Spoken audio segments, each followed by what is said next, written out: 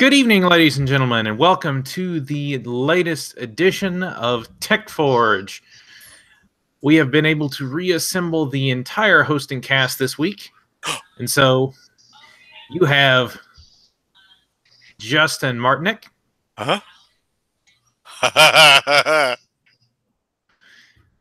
And we've got Hunter Jackson with us. I see a cat. Yep. Oh, we know the internet likes cats. All right.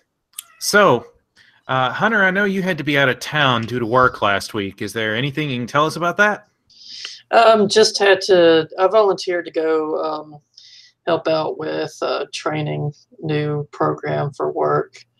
They didn't have an IT person. They had a person who replaces hardware and didn't really know what the issues and fixes were. So I went out there and did that. Drove to Georgia, drove to Dalton, Georgia, which I've never been before, and Warner Robins, which is the opposite side of it. Like Dalton's here and Warner Robins is here between Atlanta. Didn't really have enough time to do much. I got to my first hotel at 9:55 their time, which was just enough time to go to sleep. And then the next day, I had to do tech support for training at like a sports convention center, which was interesting. And then, yes, it's just I know how to do fixes for that stuff, and nobody else was really.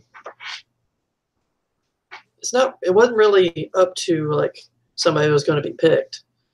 They needed somebody, and I went because I could fix it in person. And through that, I fell in love again with doing tech support in person versus doing tech support over the phone and trying to rely on people who don't know about technology, how to do this, how to do that. It was so much quicker for me to just do it myself in person. I totally get you there. As a person who has to do tech support pretty much every day over the phone, I sympathize completely. Mm-hmm. I've done over the phone. Plus, you get to interact with the person. Yeah, I got to see all the people that I talked to, or most of the people that I talked to over the phone. It's like, oh, that's who you are. And then they got to see me. It was like, oh, you're Hunter. I've talked to you a couple times. Right? Yep. Yeah, being able to put a face with the voice is always a valuable thing. Oh, yeah. Yeah, plus you get to see how they're using the equipment that you're supporting, and yeah. And being in front of them, they're less likely to yell and get mad at you. Yeah. Right. unless it's like, well, they're so used to having several issues that they can't fix, and they'd have to call us, and then we'd have to troubleshoot for 10 or 20 minutes. And then it runs into the time where they have to do the class, and then the trainers have to give the 1 to 4 people who can't use their computer for the class to use their computer for the class. So I also went to prevent that from happening, which I did. I fixed all the issues, all but one of the issues before class on both days. The last day, I had one issue that I was still working on during class, but I fixed it after class, so they didn't have to call the next day and get it worked on. Which so I felt accomplished doing that. Oh, yeah. They sent my boss's boss, a good email of how impactful and positively impactful I was. So hey, that's the kind of emails you want. Oh, yeah. Especially in sport, man. That's awesome. Yeah. Got me some good overtime, too. Nice. Overtime is always a good thing when it comes paycheck. Oh, yeah. The drive there, the drive to the places, and the drive back is pretty much the overtime. Do you get paid for your mileage, too? No, because it was a rental vehicle. And then I'll get paid back for the Well, the time that the 8 hours that I spent there, plus any overtime after that, and also reimbursed for the food and gas and hotel stay. It was a spur of the moment thing. Wasn't really planned to have, like I said, it wasn't really planned to have an IT person, but they needed one. So it looks good that I volunteered for that. Right. Okay, so while Jason is dealing with family issues, let's jump into our first topic for the evening. This is kind of a follow-up on what we talked about last week with throttling MacBook Pro. So, Hunter, I know you weren't here last week, but one of the things we talked about with Matt was how the new i9 MacBook Pro was having throttling issues, and how this became abundantly apparent in a video done by David Lee for his D2D channel on YouTube, and how he was able to show that. I love watching his videos. He was able to show that when you put the new i9 MacBook in a freezer was the only time it actually reached its potential. And so, naturally, other tech YouTubers started to test the same thing. They found very similar results. And so now Apple is responding. And so we got a couple articles here. The first one from Wired says MacBook Pros are underperforming, but a software fix is coming. So apparently, Apple seems to think that the issue with its underperforming MacBooks is not a hardware issue. Oh no, there's no way they could have designed an adequate thermal solution. Yeah. It totally has to be a problem with the way some software utilizes the processor. Which, that's plausible with certain sets of unoptimized software. So I'll give them that. But they are supposed to be releasing a software fix that supposedly went out on the 24th of July. We're recording this on July the 25th, 2018. And so they specifically said, quote, following extensive performance testing under numerous workloads, we've identified that there is a missing digital key in the firmware that impacts the thermal management system and could drive clock speeds down under heavy loads on new laptops. We apologize to any customers who have experienced less than optimal performance on these new systems. And so there's supposed to be a supplemental update going out that is supposed to fix that issue. But Jason, you're actually the one who found this other article we're looking at from Mac Rumors, which points to a Reddit thread. Correct. Explain a little bit about what they found. Well, there's a user who's highly technical, and I'm just basing this assumption off of reading the evidence that he's posted, but he's got a lot of evidence. Basically, he's done a deep dive analysis into the power delivery, or the VRM, that is responsible for delivering power to the CPU on the i9 MacBook Pros. And just to give a high level of that, essentially in some workloads, the VRM design doesn't supply enough power to the CPU because they measured power regulation or power consumption into 125 watt power envelope in some workloads, and the VRM's not designed to deliver that much power, at least not effectively. And the issue that they're having is it's clocking itself down to the minimum clock speed for the processor that it's currently set. So what that essentially means, there's nothing that an end user can do to work around this issue. Now, in the recent past, lots of the MacBook Pro line have throttled down thermally. So end users typically would disassemble the laptop and then apply a higher quality heat paste and run their fans higher to basically kind of work around that problem. But when you've got a processor that's throttling down because it's not getting enough power off the logic board, that goes back to hardware design. There's nothing you can do about that. And this particular Reddit thread has got a lot of evidence and test of that actually occurring. It's a pretty good read, and there's a lot of interesting posts here in that Reddit thread. But that's basically a high level. And for a company that's supposed to be a premium brand that's been making laptops for decades now, this is kind of, I don't know, this speaks to me as basic design 101. When you're charging, you know, upwards of $2,500 for a laptop, come on, guys. Premium brand means premium reliability and support. It's really funny when a company is like basically saying, I'm better than everybody else. I'm better than PC. I'm better. I know more. And the fans are even saying the same things, that Apple is better than you.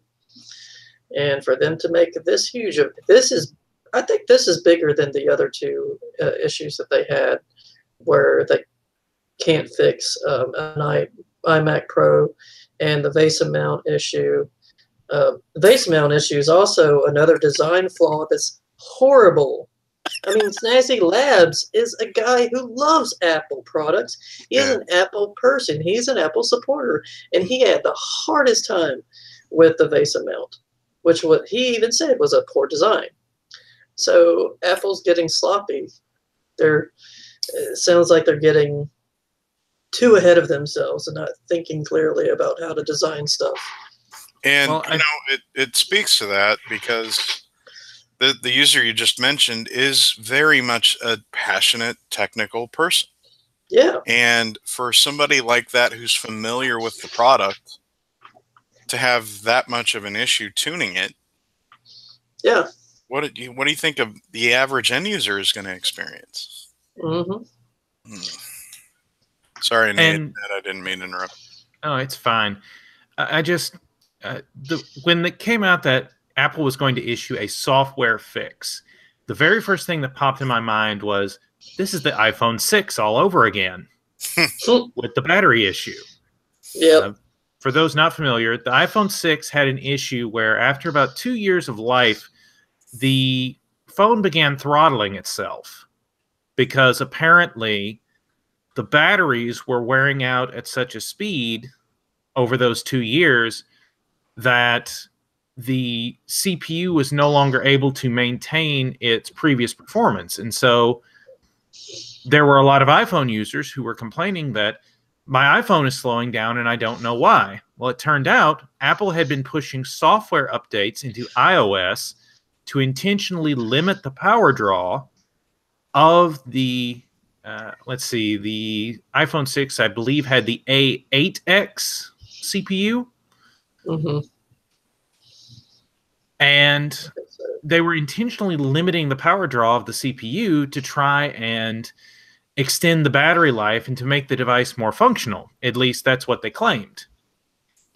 And I just can't help but wonder if this software fix is going to be more of the same, where they just intentionally limit the Core i9 to where it doesn't boost clock as effectively as it did before, so it stays, well, better within the thermal design power of their cooling solution.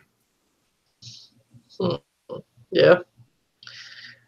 The one thing I'm thinking about, or I thought about, is I wonder how effective it would be. Probably not with a Mac, but Linus has done this with other laptops he's reviewed. Take off the bottom, take off the cooler, put liquid metal solution on it, the cryonaut, and then put the stuff back on, because liquid metal, cryonaut liquid metal, it drops down the thermal for a CPU and GPU for like 20 degrees. So I don't know if that would help, even though this is more of a power draw issue. I don't know if that would help. It certainly couldn't hurt. I mean, anytime you reduce, so yeah, again, for those not familiar, Cryonaut is a liquid metal thermal interface material. Most computers you buy off the shelf have a thermal interface material that's a gray plasticky paste, whereas Cryonaut is a liquid metal solution that, while is highly thermally conductive, is also electrically conductive as well, which is why you have to be really careful in its application. Yeah, But it's smaller than thermal paste. yeah, it's a very thin paste, and it has a much higher heat conductance. So it means that you can draw much more heat out of the same area. And so that higher thermal conductance means that you can typically run more power through the same chip at lower temperatures. Mm-hmm. And so I thought about doing that. Yeah, I've been tempted a couple of times to test it out on a couple of older laptops I have. I have one, I think I might have talked about it last week. It's a HP Pavilion DV6885. Anyway, it's a Core 2 Duo laptop from like 2008.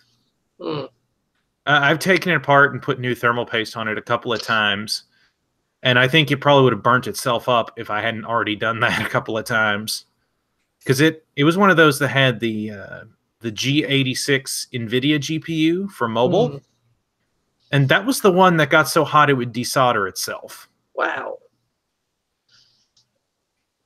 Laptops are not known for being the best at cooling and thermal dissipation.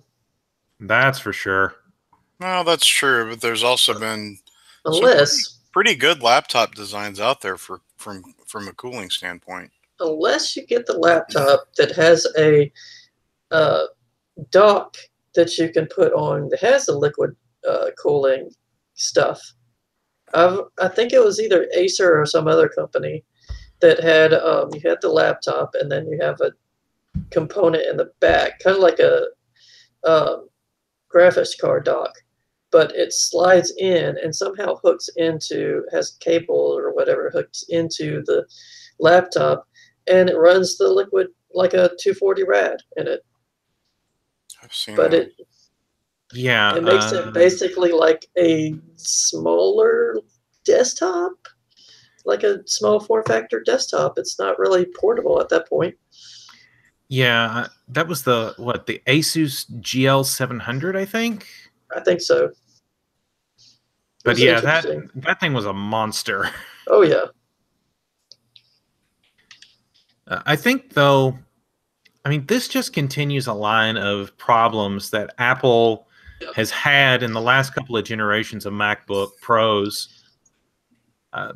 There was Keyboard Gate with the last generation of them, where they swapped to a new set of scissor swishes that were pretty universally reviled. They've had design problems for generations, though. I mean, you can go back to 2012. So from 2012 to 2015 or 16, the MacBooks had a capacitor that was too small for the GPU logic board that would constantly blow. And the fix for that was take that capacitor off, replace it with a bigger capacitor, and oh my gosh, it works fine and it runs forever. There's like Keyboard Gate. There's always been throttling problems in some of the generations with the soldered RAM and the soldered SSDs. Sometimes they do get so hot that they desolder themselves, or you'll have some of your RAM that's no longer connecting, and you're wondering why. Well, it's because it desoldered itself, or it burnt the RAM out. I mean, there's all kinds of problems with those things. Yeah, all you have to do really is hop over to someone like Louis Rossman's channel and take a look at some of the horror shows he's seen with MacBooks in particular. Mm-hmm. And it becomes evident really quickly that, this is personal opinion, but in my opinion, Apple is a mediocre hardware manufacturer that has an excellent marketing department that trades on its social cachet. Mm-hmm. Well, yeah, they've basically built a culture around their product that, and they've built this ecosystem and platform that's completely based around replacing rather than fixing Yep. or longevity of said product. And Mm-hmm. and with that platform, once you buy one device, they try and get you hooked into the platform so that you buy all of the other surrounding devices. Oh, I've got an Apple TV. Oh, okay. Well, let me get my iPhone. Okay. My iPhone can sync with my Apple TV. Back and forth. Okay, let me get the laptop. Let me get the Mm-hmm. iMac now. You know, it's like, oh shoot, my iMac just died because it ran so hot over 2 years it decoupled the glue between, the front and the back panels. So I got to replace it. Okay, well, great. Now I got a new iMac and it syncs up with everything. So I used to joke that when you get they had something to do with like if you get a CD stuck in a regular CD drive, like a regular computer CD drive, just use a gem clip, unravel it, and then poke it in there, and then a CD comes out. On a Mac, you can't do that. On a Mac, what you do is you buy a new computer or buy a new iMac. CD stuck in there, too bad. Or you could take it to a Mac and More store, but you'd probably pay $300 or some percentage of buying the new computer for the price of repairing it. Or you could take it to the Genius Bar, who will look it over and basically tell you, yeah, we can give you a refurbished replacement, or you can buy a new one. Yeah. but I only have 2 keys that are broken on my keyboard. And I bought this 2 months ago. Yeah, we'll just replace it with it. It's certified. It's certified refurbished. Yeah. We're the Genius Bar. We'll tell you. It's okay. It's admittedly, to give them a little bit of the benefit of the doubt, certified refurbished usually just means someone bought it, didn't like it, and returned it within the return period. But sometimes it's manufacturer repaired. But I would think that with Apple products, is there any repairing that? Do they repair anything? I don't Probably know. not. Short of catastrophic failures, I wouldn't think so. Because even their terms of service say, even if it has to be it has to be a catastrophic failure that's not user interacted before they'll do anything. Or some massive class action lawsuit. Yeah. Yeah, there's like the things that you have to prove before they will take it in for warranty repair is absolutely insane. And that's also if there's a certified Apple repair person, and they have like an acronym for that. That's also, you have to consider if they have the certification to fix it, because the problem with Linus had the problem with the iMac Pro is nobody had the nobody certified to. There was nobody certified to fix it because the certification wasn't out at that time. So all the people who were certified on the iMac couldn't touch it because they had to have a special certification just to touch the Pro. Which it's kind of ridiculous because if you expand on that, it was clearly an accident. Yeah. When they shattered the screen on that iMac, and they were willing to pay for the repair. Yeah. Over and over they stated that. And they don't want to service it. It's a $5,000 workstation. It's not a cheap workstation. No. And Linus even said that if it was done, if everything was good, he was going to give his editors that iMac, which is pretty insane. Yeah. Yeah, I got it's a big budget for that. So, I'll make a small admission here. I am one of Linus's subscribers on Floatplane. Oh, nice. So, little bit of insider information here. You get to see stuff on Floatplane a week before it hits YouTube. Yeah. And there was a video where Linus got together with Louis Rossmann to repair their iMac Pro. Mm. So that Really? will be, yeah. So when Louis Rossmann came up for the LTX Expo, he got together with Linus and they did a video together where they repaired and got the iMac Pro to boot. Wow. That's impressive. So did he put it out on his main channel? Not yet. It should be 'Cause I coming in haven't- the next few days or so. Okay. It's out on Floatplane already, so it should be. Let's see. When did that come out? I need to subscribe to Floatplane. It's not that much. Well, yeah, not to shill someone else's channel, but Oh yeah. The way Floatplane works is it's basically $3.99 a person, or for each channel you want to subscribe to. So that's the problem with subscription digital content. Is it's not like the olden days where you just buy TV from one company and get a bunch of channels. Now you're paying for every individual channel, and that can get expensive. It's almost turning into the internet, like from a media standpoint, is almost turning into the way cable used to be when it was first introduced back in the early 80s. Like you could everything was modular, so you could kind of build out your channel subscription plan. And yeah, so it was all a la carte. Yeah, exactly. And when you look at the way the internet media services are kind of coming up and being implemented, it's kind of turning into that, because you can go to Hulu and pay whatever. You can go to Netflix, pay whatever. And you'll have the Disney service coming up. I think CBS has something out there, so you can kind of like tailor your own personalized media budget around the content you watch. DC's coming out with their own streaming service that looks awesome. I can't wait for the Disney service. I might cancel Netflix because of that. We'll see. For those who are wondering, when we recorded this on July the 25th, the Fixing the Unfixable iMac Pro video with Louis Rossmann came out on Floatplane on the 22nd. So it should be coming out onto YouTube in about 4 days. Cool. That guy's a wizard.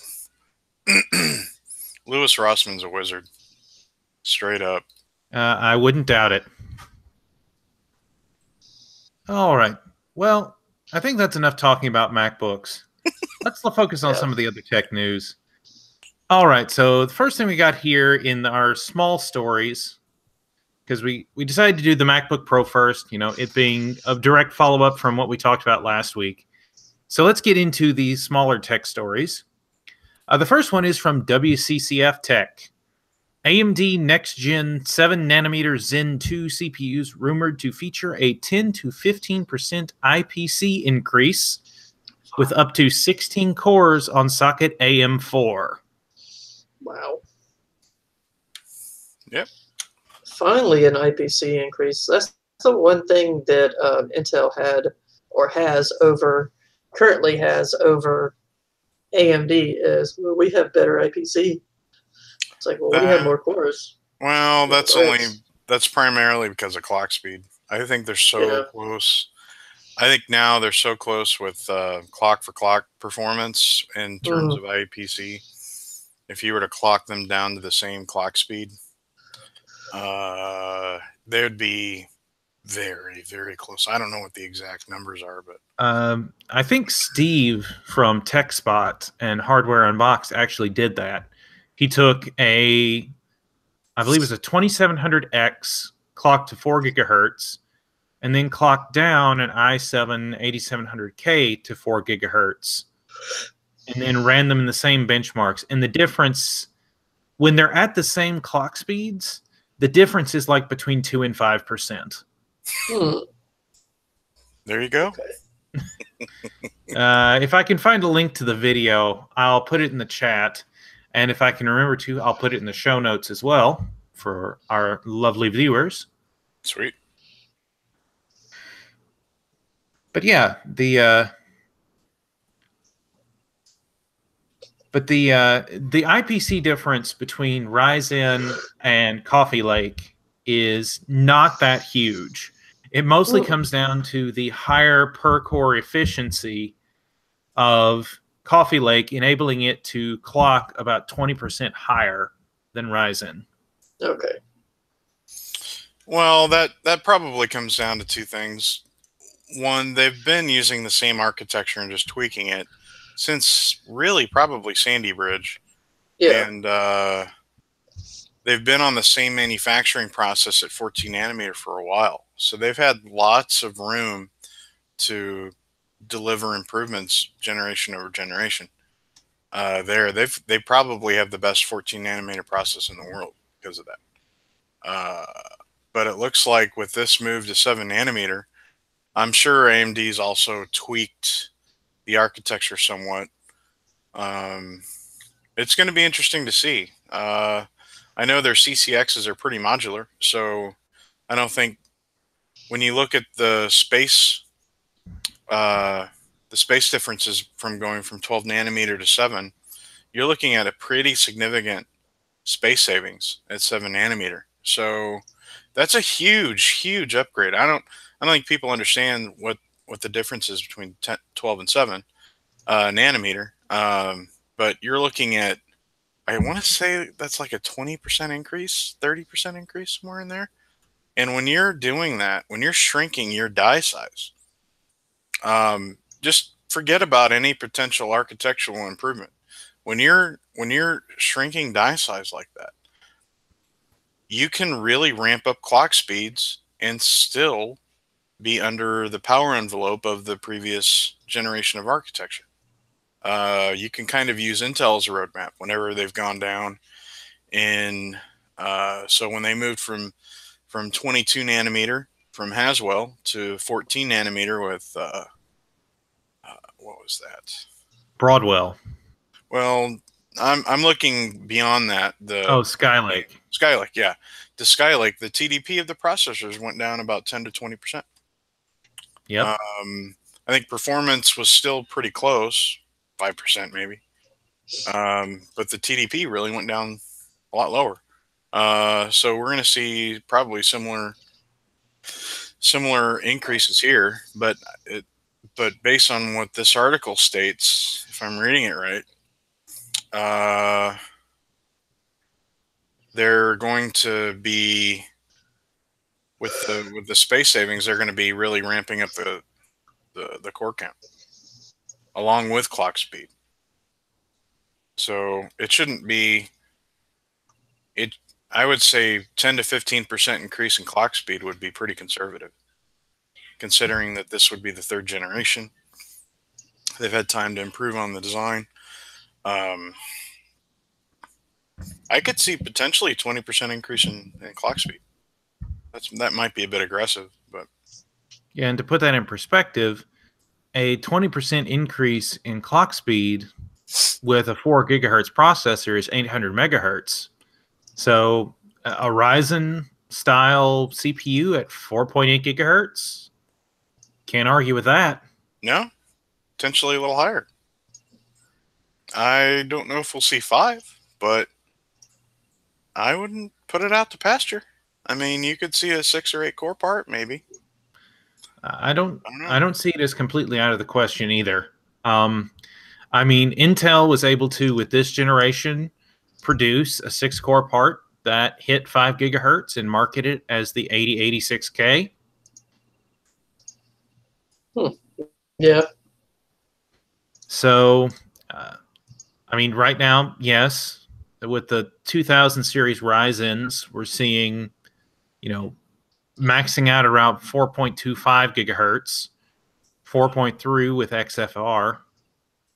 But I think even on a conservative estimate, if they're able to hit 4.5 gigahertz with the next generation, that's going to be a significant boost. Mm-hmm. Yep. Completely agree. And I can tell you, I've been tweaking PBO for a few weeks. I'm consistently hitting clock speeds at 4.2 on all core. And that's with leaving just about everything at auto. I can run Cinebench for hours and stay at 4.2 gigahertz. So very happy with this thing. But that's also cooled. That's also that's also got a pretty beefy VRM, and it's cooled with a 360 radiator too. So Right. So yeah, some significant cooling there. But you know, it's not an air conditioner, at least. that's true. Uh, But it idles. I mean, it sips power at idle. So I don't know. Speaking of the Ryzen 2000 chips, like the one in your system, Jason, I'm going to skip over an article here because this kind of lines up a little better. The Acer Nitro N50 gaming desktop was listed on a Slovakian site with an interesting processor, one that AMD has not officially released yet.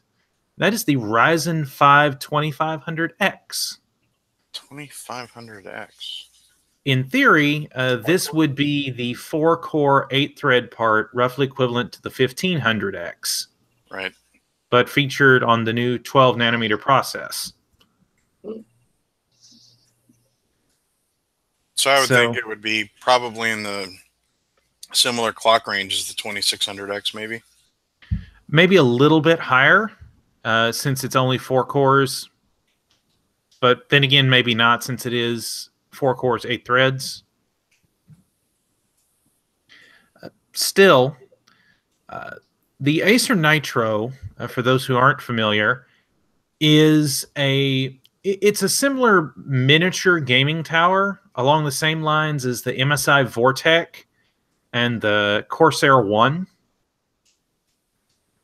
They're basically designed to fit as much hardware into as tiny a space as possible. Oh, is this the one that's like the Corsair? Corsair One. Ah. Yeah. So the fact those that it's cases. been listed with the 2500X indicates that yes, it does sound like AMD does intend to release a Ryzen 3 and a Ryzen 5 series other than the APUs. Which, don't get me wrong, the 2200G and the 2400G are excellent APUs in their own right. Mm-hmm. But to see what those would be able to do without the massive Vega GPU on board and see what clock speeds those could maintain would be interesting in and of itself. Yeah, I agree. I want to say the Ryzen APUs are still using first-gen Ryzen CPU, though. That is true. Yeah, they were... basically what they were is they took a Vega GPU and they put it on a Ryzen 3 1200 and a Ryzen 5 1400. Mm-hmm. Which those are nice little parts, man. Man, this thing looks really good.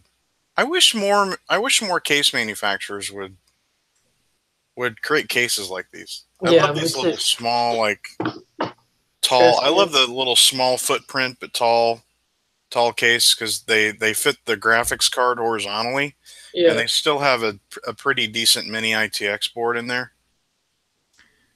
Yeah, I think the main reason they don't market these just like where you could just buy the chassis by itself is because some of their solutions to make them work are proprietary. Yeah. But I would be, if you are looking for something in kind of that same vein, I think Main Gear offers their F131 chassis. Main Gear. It's been a while since I've heard anything from Main Gear. I remember PC World did a video about their Main Gear F131 a while back. Of course, they had theirs spec'd out from the factory, but I think you can just order the chassis.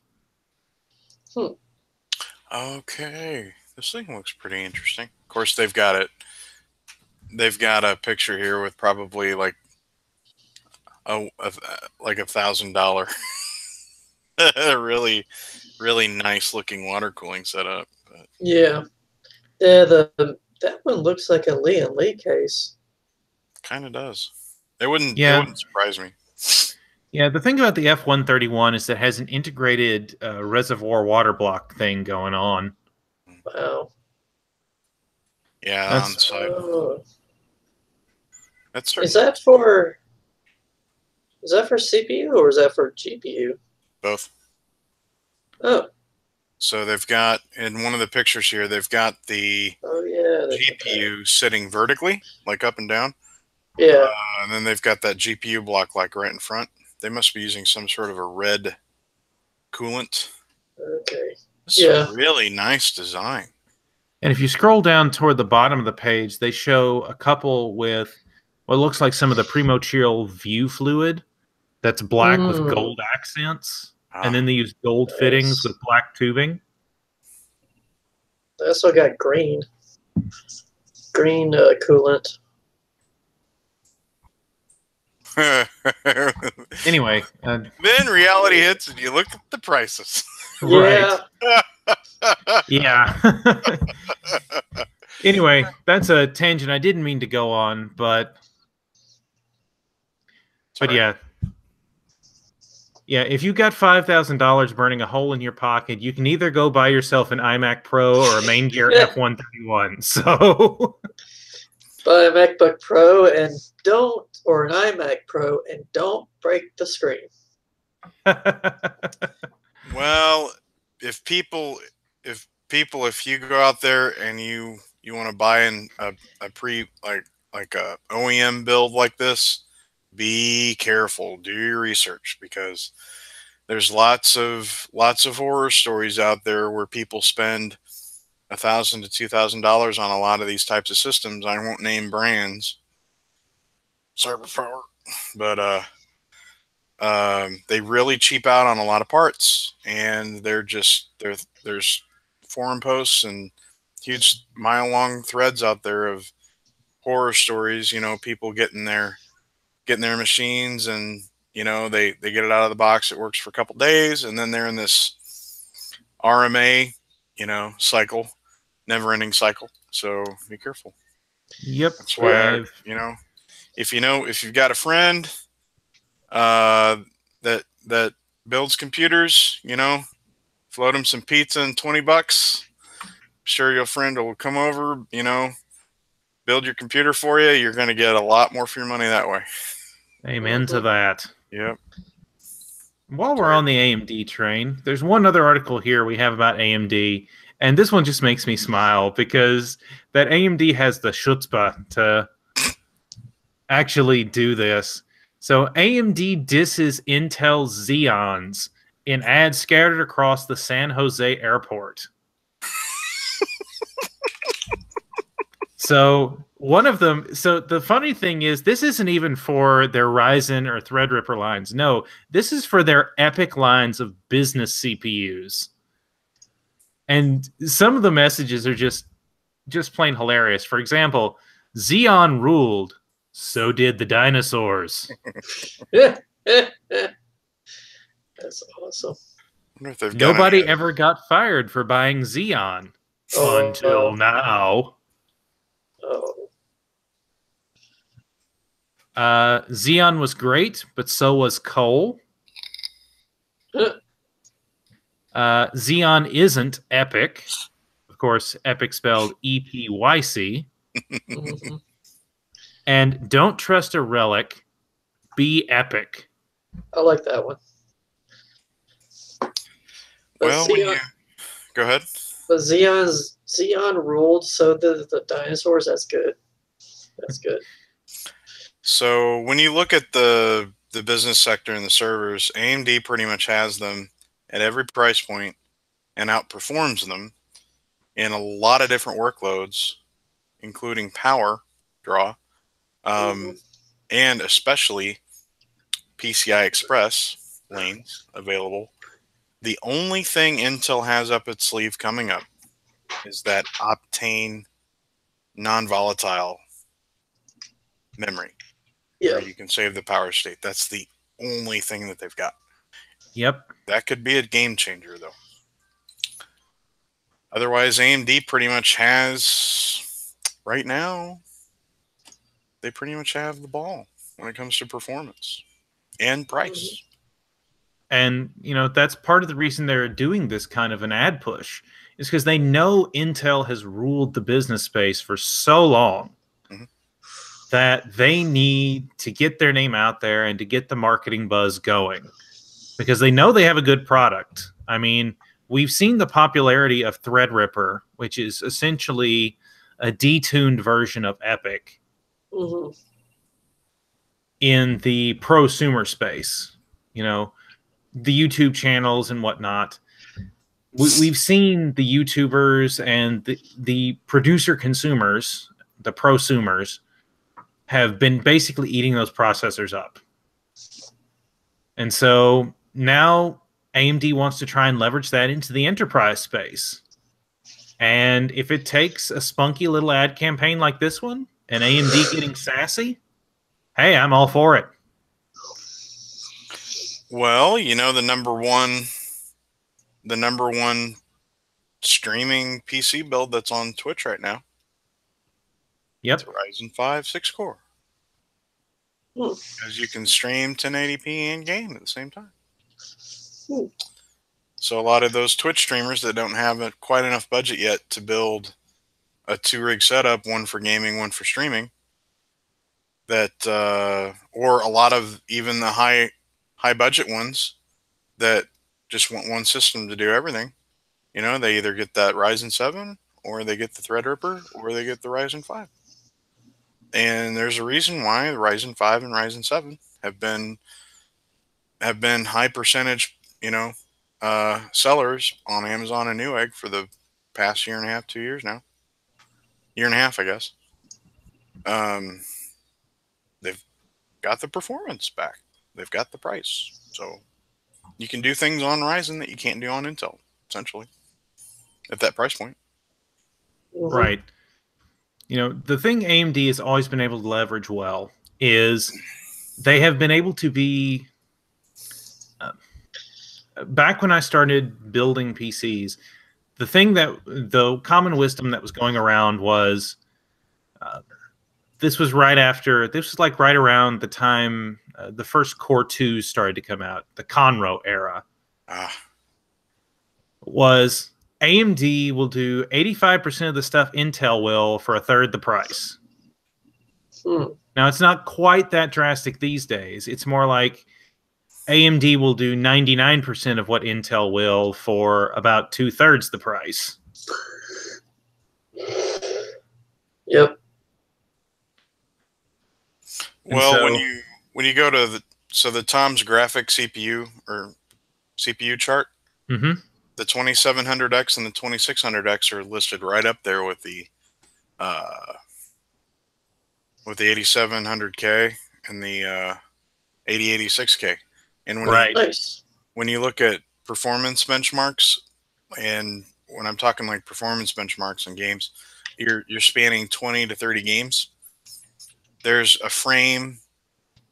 like 1 or 2 frames per second difference between 2700X or 2600X and 8700K, even overclocked to 5 gigahertz. Most of the time, 1 to 2 frame difference, if that. And usually the Ryzen part has slightly higher minimums. So, yeah, it's all a question of what are you planning to do with the CPU? Yeah. Do you need the absolute maximum amount of frames? Or do you need slightly less frames, but potentially, I say potentially, a smoother experience? Exactly. And I can tell you, moving from a strong quad core part to this 8-core 16-thread monster, that was an immediate difference. Everything was smoother.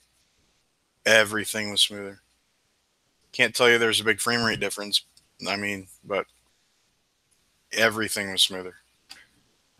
Yeah, and if you don't want to take our word for it, I know Kyle on Bitwit put out a video today on July the 25th called $500 GPU and $50 CPU, where he took a old Core i5 3570K, that's a 4-core, 4-thread CPU from about 2012, and he paired it with a GTX 1080 GPU. And yes, the 3570K with the 1080 got higher frame rates than the same setup with a Ryzen 5 2600. But the 2600 he was able to show was far less choppy. Mm-hmm. Well, you're starting to see games come out now that are using more than 4 cores, 4 threads. You know, they're starting Which to use games? a lot of your AAA titles. So the upcoming Battlefield coming out, you can see clear differences between 4 threads and 6 threads, for example. Okay. One of the best examples, and any of you follow tech deals, the example he uses a lot for a game that uses a whole bunch of threads is Ghost Recon Wildlands. Because he's able to regularly take a Ryzen 7 1700 and show in that game that he gets between 50 and 60% CPU utilization, which means with a Ryzen 7 1700, he's using between 8 and 10 cores.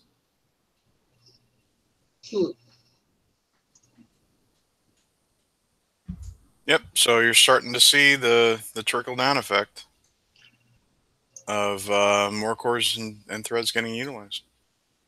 And when you can get into a Ryzen 8-thread part for $140 to $160, you're going to see a lot more developer adoption of that kind of stuff. So it's just good for the end user. Yep. All right. A couple other little short stories here we can jump on. So Toshiba is releasing new SSDs that use their new 96-layer 3D NAND flash chips. These cutting-edge NVMe SSDs are aimed at gamers and power users. The Toshiba XG6 series. I saw that somewhere, Ned. The article I'm looking at here, and that I'll have linked in the description, is from Engadget. So these use their new BICS 3D flash memory. This is basically Toshiba's answer to Samsung's 3D flash. Samsung made a big deal about the fact that they released 64-layer 3D flash memory not too long ago. So, of course, Toshiba has to trumpet the fact that they now have 32 more layers on theirs at 96. These read and write speeds are insane. 3,180 megabytes per second read and 3,000 write. 3 gig write. Max of 3.18 gig read. And the even more important stat, the one that most people forget, is IOPS, input-output operations per second. And that is 365,000 per second. Yeah. For comparison, a solid high-end SATA SSD drive, the one I actually have in my machine, which is a Kingston HyperX Savage, it has about 95,000 IOPS. Wow. I remember when Savage was like touted as the fastest SSD on the market. Yeah, and as good as it is, it hits, being SATA based, it is limited. Yeah. It hits right around 95,000 IOPS. But this is hitting almost 400,000 IOPS. That's crazy. That's about the same as my, so I've got an 850 Evo SATA SSD, and it's around 95K IOPS. And that thing's pretty fast. So that's crazy. We're getting I just can't wait for, yeah. I just can't wait for the point where we can have more you can have a board that has more than, well, the current high-end boards have 3. Even Ryzen boards have 2 to 3 M.2 slots. Right. So when the M.2 slots get down to a little bit more affordable, especially the NVMe, although, do you really see a difference between NVMe with programs and SATA? I mean, content creation, yes, but for somebody who's just gaming, is it that it loads the stuff faster? No. Eyeball test, no. Benchmarks and data transfers, yes. Eyeball test, no. No, like everyday usage of your machine. Say you have an OS drive on an M.2, you're not going to see a difference in boot times. Really, you might. Now, if you timed it, you maybe half second, but yeah, it's not going to be the huge jump you saw from hard drives to SSDs, right? Or SATA-based SSDs. There is a difference. It's not one that you will necessarily feel in the same way that you likely did when you went from hard drives to solid state. And I've known from seeing a bunch of videos that NVMe's are really for content creators because they have to transfer 4K videos if they do 4K videos, and those are huge. And those transfer with NVMe a lot quicker than SATA, the fastest SATA SSD. So that would be a use case, I would think. But for just regular gamers, I haven't heard of too much of a difference. The only other difference for gamers is you can have a motherboard that doesn't have any footprint of a hard drive or an SSD. Right. And the hard drives, the storage drives are on the motherboard. So you could have a small form factor case and almost be like an all-in-one or really small.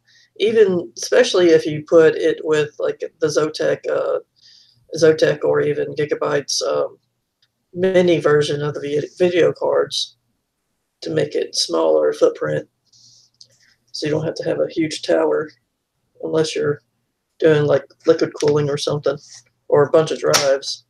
But that's the one thing that I really like about M.2 is getting to where I don't have to lug around, especially for building a LAN computer at some point. But I wouldn't have to lug around a huge tower when I go to a LAN party like I do right now. Yeah, I thought I was doing well when I built up a machine in my BitPhoenix Prodigy mini ITX case. And then I got a Cooler Master Elite 110, which is even smaller. Yeah. But you have to use the little mini ITX cards, like you said, from Zotac and the like. And currently, my Elite 110 is acting as my home theater PC. Yeah. And it's got a little mini ITX. It's a Radeon R7 260X. It's not anything super high end. Yeah, that Cooler Master Elite 110's a nice case. And, it's fine for LAN stuff and also for, basically TV watching, which is the other main thing I use it for. Yeah, I'm just checking out SSD. Go ahead, sorry. I was just going to say that I'm waiting for the day where I can fit a gaming grade, at least LAN box grade gaming machine in something the size of, say, any of you familiar with the InWin Chopin? Oh, I know that. Sure about the Chopin. Gosh darn it. I know that one. You probably heard it. Sometimes people incorrectly refer to it as the Chopin. Yeah. But oh, okay, I see it. But yeah, that is an kinda, ultra tiny case. And I'm just waiting for the day when we can get a gaming grade computer in a case that size to where I well, could almost literally vase mount it to the back of my monitor and go. well, you can now with the 2400G, even though it's not the best powered APU, but it cuts down the GPU to, I mean, Yeah, and then there's that Kaby Lake part that's got the Vega cores and the HBM memory. yeah. It's probably around a 1050 Ti in relative performance, so it can do some That's okay not 1080p bad. stuff. Yeah, it can do some okay 1080p stuff. A lot of people Yeah. think it's around a 1063 gig. So, I don't know, but it's around that level of performance, like pretty decent 1080p in this kind of form factor. Yeah. Boy, that's a pretty case. I don't Sure know. is. It's really going to depend on your video subsystem. Video subsystem, I would think. But yeah, 2400G, man, you can actually tweak that thing, and I've seen benchmarks slightly better than the 1030 with the DDR5 memory. So, and that's not bad. I was going to say, I actually have a 1030 in a system that's currently back in my parents' house because it's filling in for theirs. And I was looking at the 2400G as a potential replacement for their PC, which is 8 years old now. Wow. I mean, I built it for them. It was a solid PC at the time. You know, it was a Phenom 2 X4 820 2.8 gigahertz quad core with, was it 4 gigs or 8 gigs of RAM? I don't remember. And a 1 terabyte hard drive, which, you know, for 2011 was fairly solid, but now it's just kind of outclassed. Well, if you part it out right, you know, you go with like a inexpensive 8 gig dual channel kit. You can get one of those for 90 to $100. Get a pretty stable mini ITX board.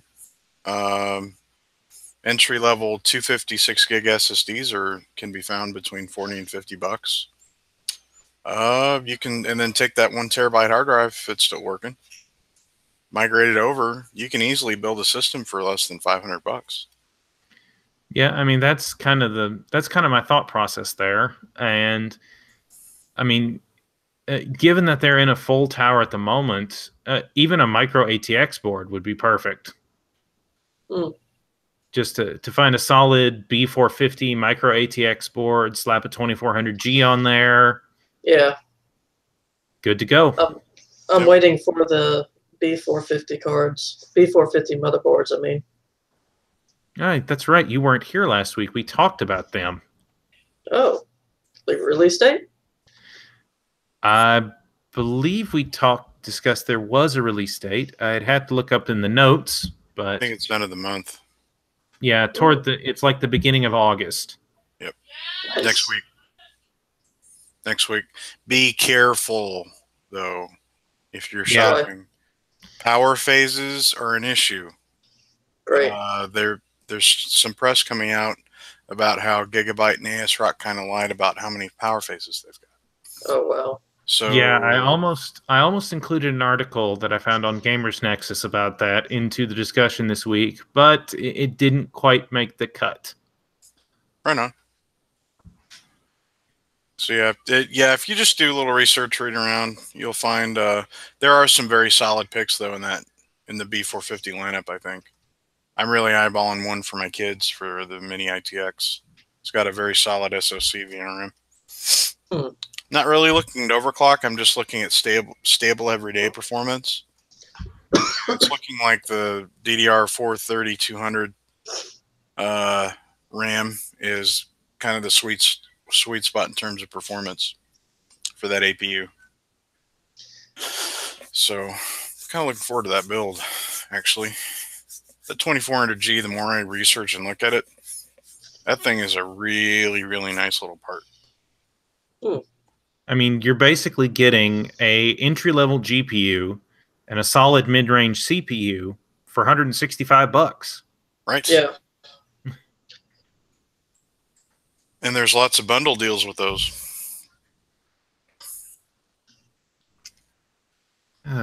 Well, let's see. I hate to usher on from this particular discussion because I'm enjoying it too, but we do have a couple other topics we need to cover. I'm looking forward to one of them, Mr. Ned.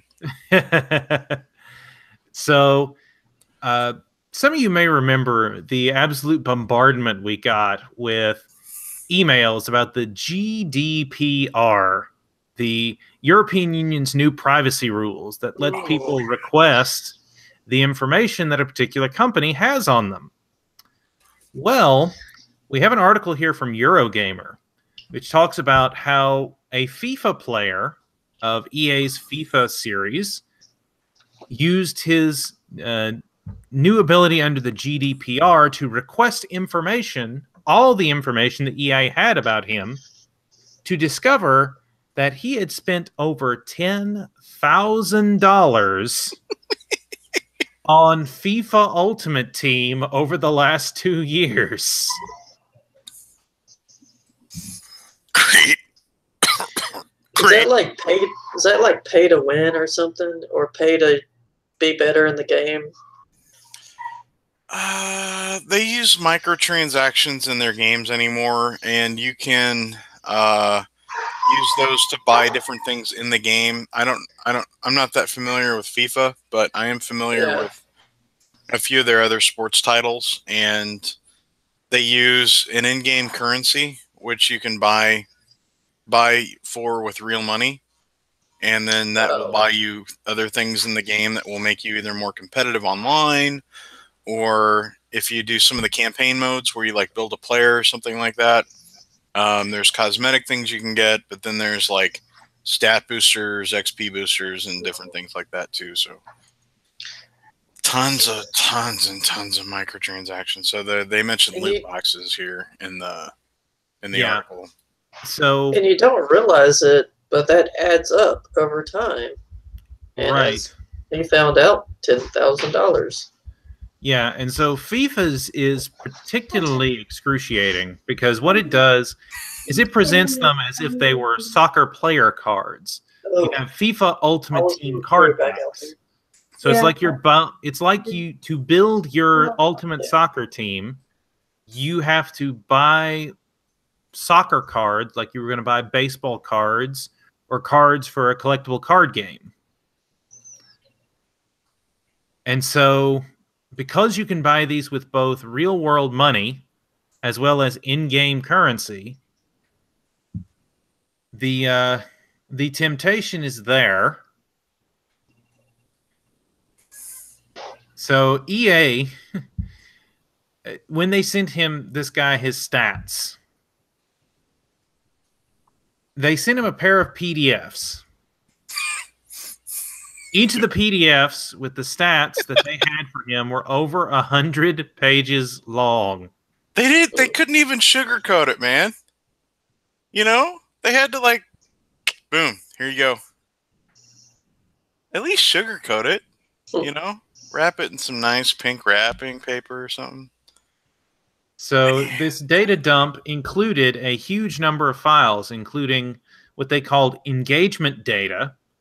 Basically how he played with his game, his FIFA 18 stats, information about his devices, and 10 different audio files that were recordings of his calls to EA support.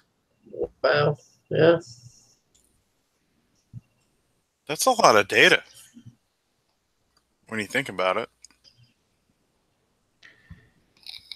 And he admits that he plays FIFA pretty much every day, anywhere from 30 minutes to 6 hours a day.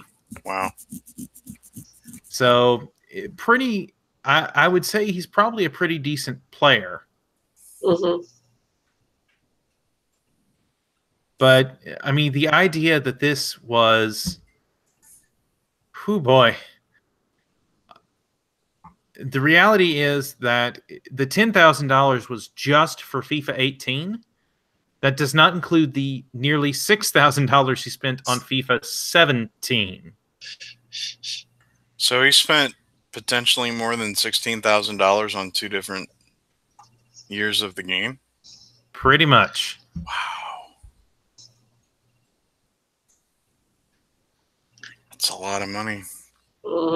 That's half of what my car is worth, roughly. A little more than that, but yeah, wow. Thankfully, the player from the UK who goes by Michael says, if anything, the data EA has provided me has made me realize that the FIFA points are just not worth it, and $10,000 will be better spent over the next 2 years. So good for you, Michael. I'm glad it only took the revelation that you spent $16,000 on an EA game over the last couple of years. That's a lot of money. I mean, I thought I was a filthy whale when it came to games because I tend to pre-purchase Hearthstone expansions at $50 a pop. And then I'll go and purchase some. I'm seriously considering in World of Warships today. They have the KMS Turpets for sale today. An excellent Tier 8 battleship for $38. It is on sale. It's normally 50-something. And I'm seriously considering it. And I thought that made me a filthy whale, but apparently I just don't even touch someone like Michael. Wow. Apparently. Yeah, I hear you when it comes to World of Warships because I've invested quite a bit in that game. But I don't think so. When you compare the pricing schemes or the pricing models between most of what you get out of EA and most of what you get out of World of Warships, I think World of Warships is a bit more forgiving to its player base because they routinely have massive sales over the year, and just their inherent prices aren't that bad. When it comes to like premium time, for example, and a lot of their other deals, like around Christmas time, you get the Santa crates.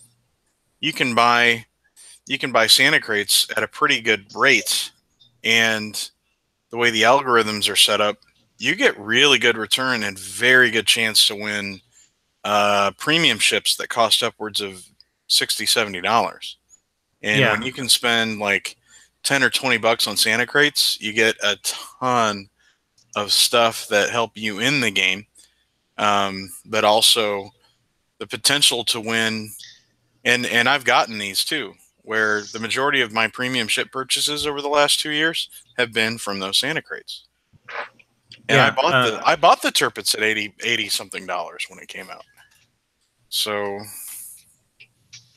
I'm not a fan of microtransactions, but I don't mind the way World of Warships does it. Speaking of the Santa crates, that's how I got my first 3 premiums. Was I bought 40 Santa crates, and out of those crates, I got the French cruiser de Gras. I got the Japanese battleship Mutsu. And I got the U.S. battleship Alabama. Which all of those are pretty solid premiums, man. All of those are very solid premiums. And since then, I've purchased. I purchased the. They had a Japanese bundle where you could get, I think it was the Isazuchi, which is like a Tier 4 Japanese battleship, for $10. That's normally like a $30 purchase. I think I got the Graf Spee for $10. Tier 6 heavy cruiser. Trying to think. There was a couple other ships I got. The Anshan. There was one other one that I'm not remembering offhand. But, I got some decent premium ships.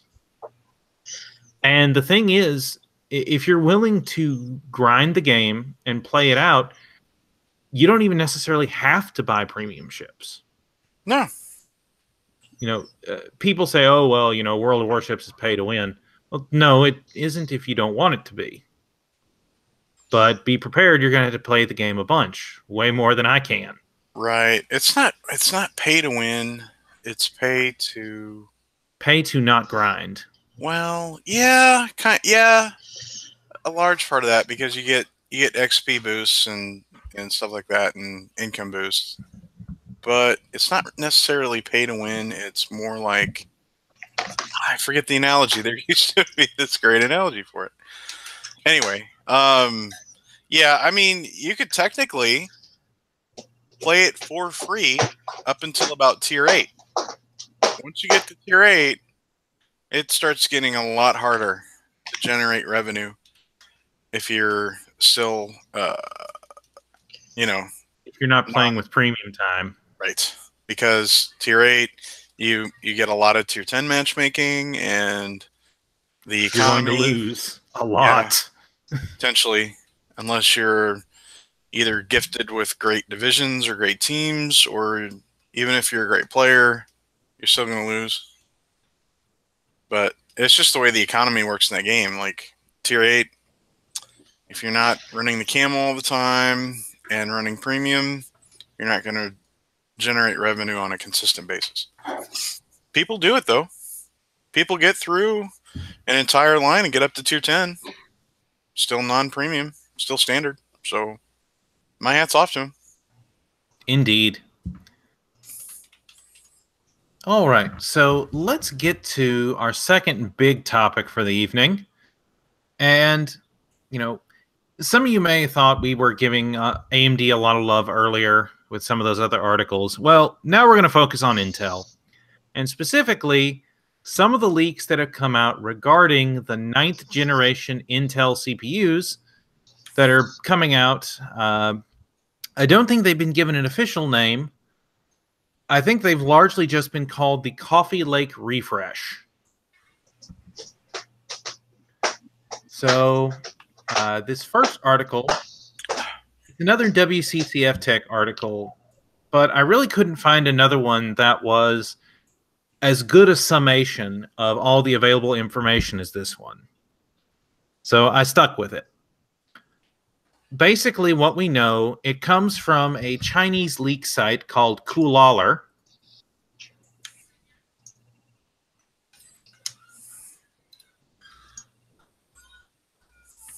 And basically what it is, Intel is going to have, in the next generation, in the past they've only had 2 K-series SKUs. The i5K and the i7K. Now, in the last couple of generations, they've had a Core i3K SKU, but it's never really been worth buying. It always made more sense to buy a non-K Core i5 than to buy the K-series Core i3. Well, yeah, because they were the same price. Exactly. But with the 9th generation processors, Intel is going to bring the i9 branding down to the mainstream with the Core i9 9900K, which is rumored to be an 8-core, 16-thread part designed to fight the Ryzen 7 2700X. I don't understand the thought process behind this. This is one of the most ridiculous things I've ever seen. And you look at their projected MSRPs here, $350 still for the i7 part, which that's fine, but they're taking away hyperthreading, which is a major selling point. Yep. They are giving it 2 more cores, but they're taking away the additional threads that hyperthreading affords you. And at that $350 price point, it's competing directly against the Ryzen 7 parts at that price point. Now the Core i9 part is $450 USD, and from a pricing perspective, I wouldn't say that it would compete necessarily with the 2700X. I would say that the $350 Core i7 part is still competing with the Ryzen 7.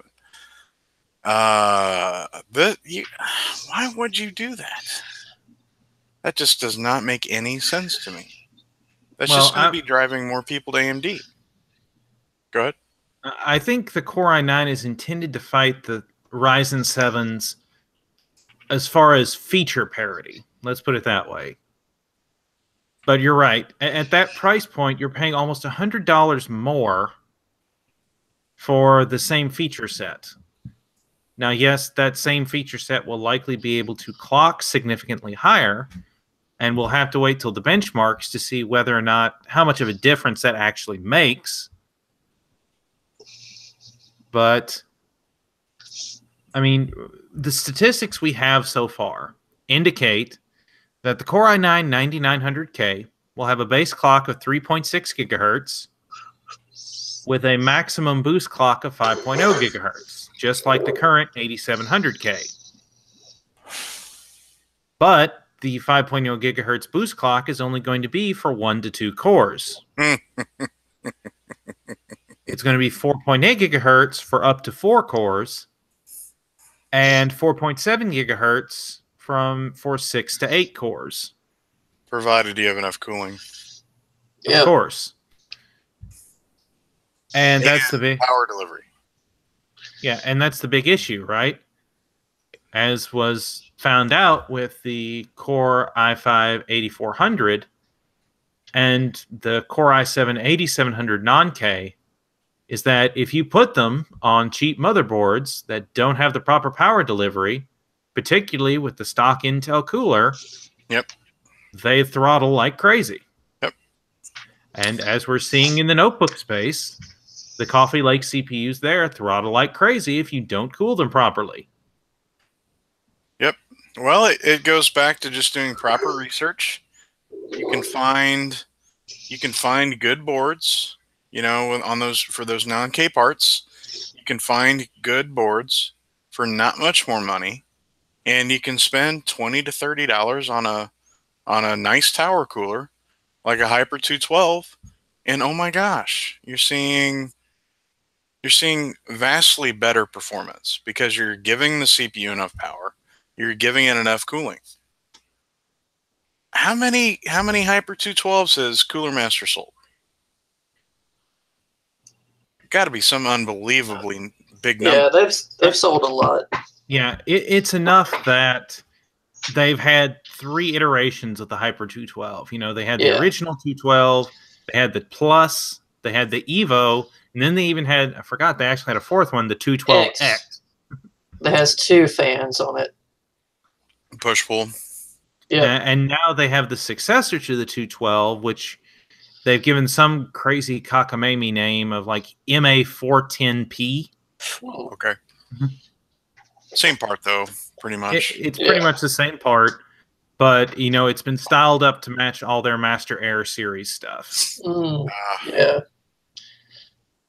Well, basically, those 120 mil tower coolers usually come with 4 heat pipes. They can cool up to 125, 130 watts of heat generation. So pretty much anything like the 9700 non-K part, it'll cool that thing just fine in a decently ventilated case. And, you spend like $100 on a good board with good power delivery, maybe slightly more, $120. I mean, I feel for the users that don't do their proper research and shell out a bunch of money, and then they start complaining because their $200 to $300 processor is just not performing well. I do have to wonder, though, with the Core i9 and that designation, they're saying it's a 95 watt TDP part. That's an idle.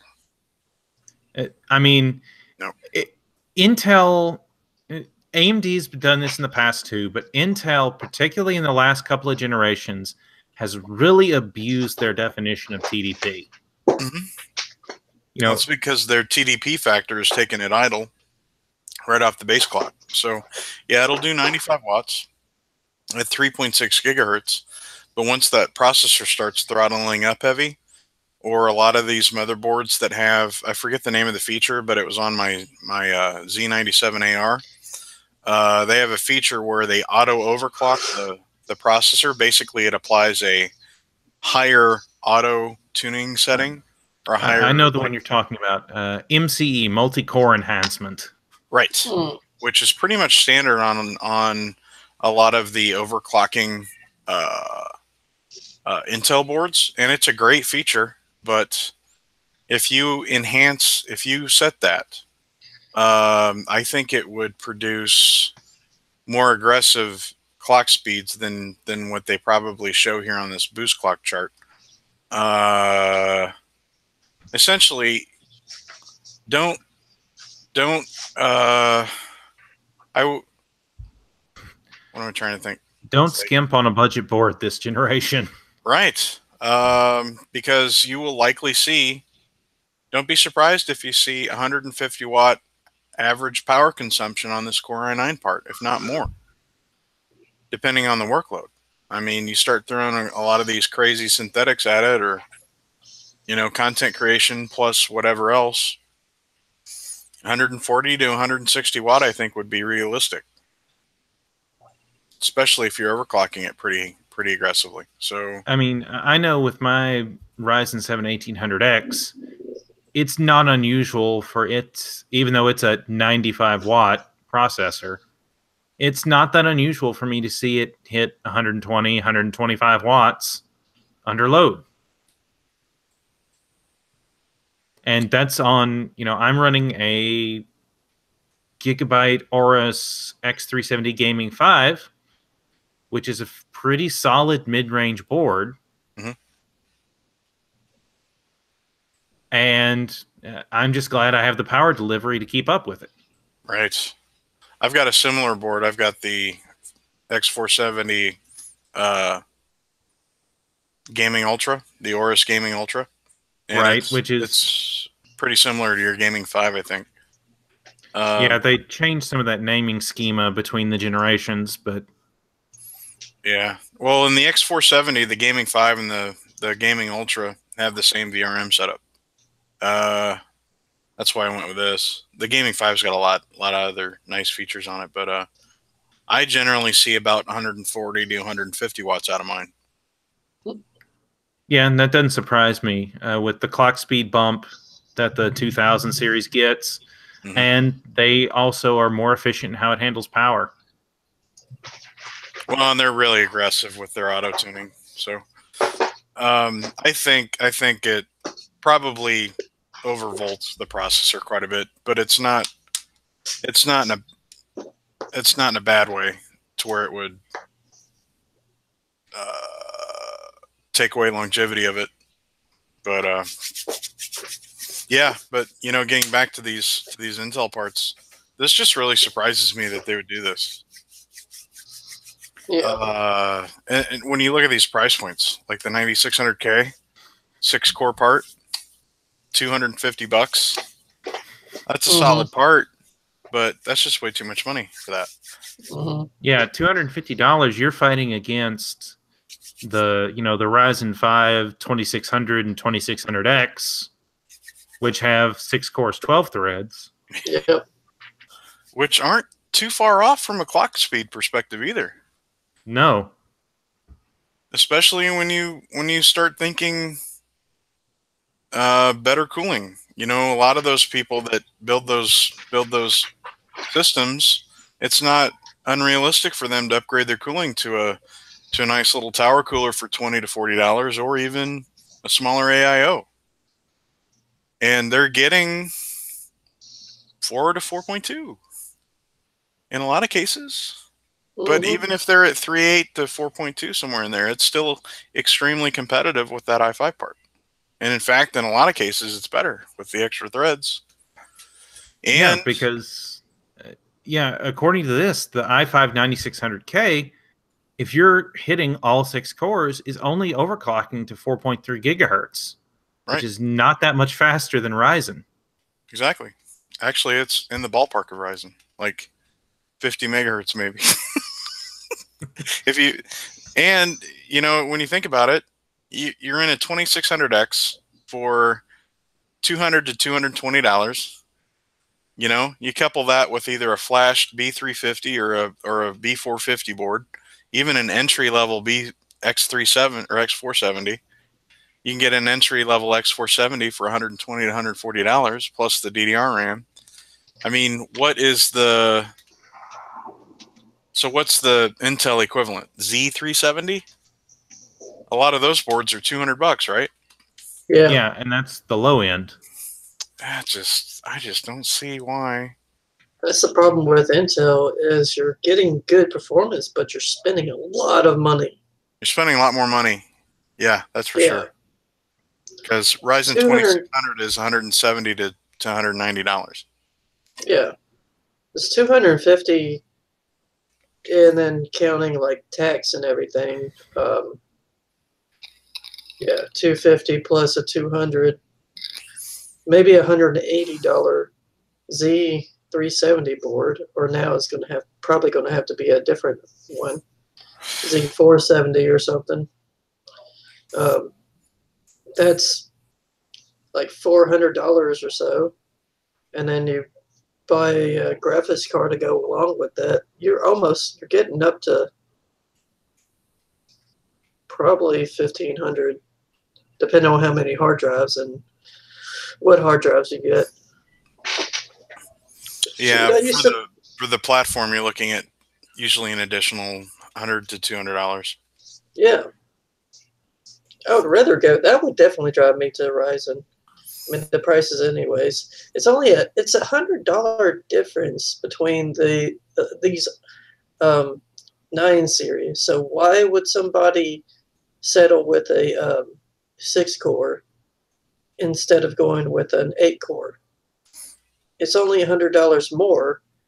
That would mean it's more enticing, in my mind, to spend a little bit more money, but then stuck with a lot of build price. You know what's in the ballpark of that i9? What? Threadripper 12-core. That's what I was thinking. Because you can get the 16 cores for, I've seen them on sale for $600 to $650. The 16 core. So I would think that 12 core Threadripper.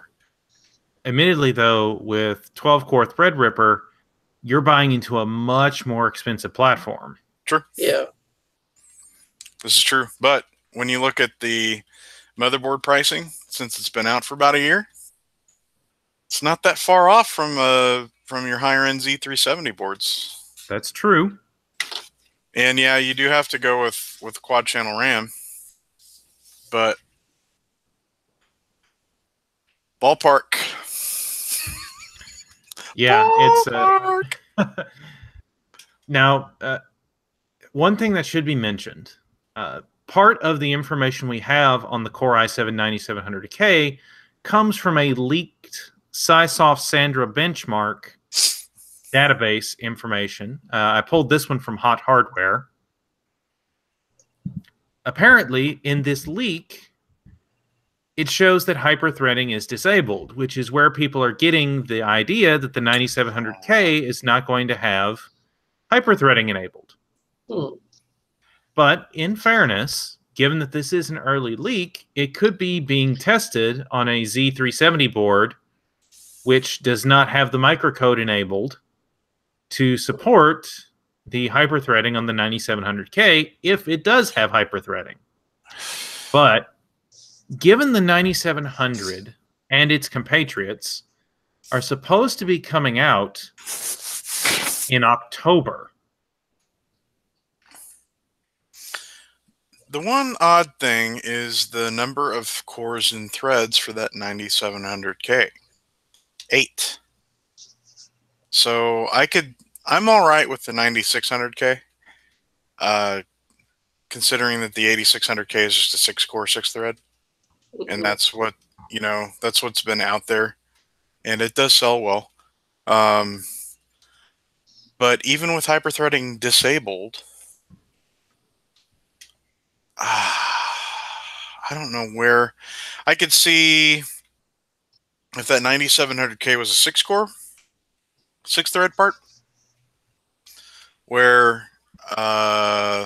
you know, if they had hyperthreading disabled, then you know, you could make a case for, well, they will most likely release it with hyperthreading to enable the other 12 threads. But I don't know where they get that 8-core, 8-thread part. Well, That's I think intriguing.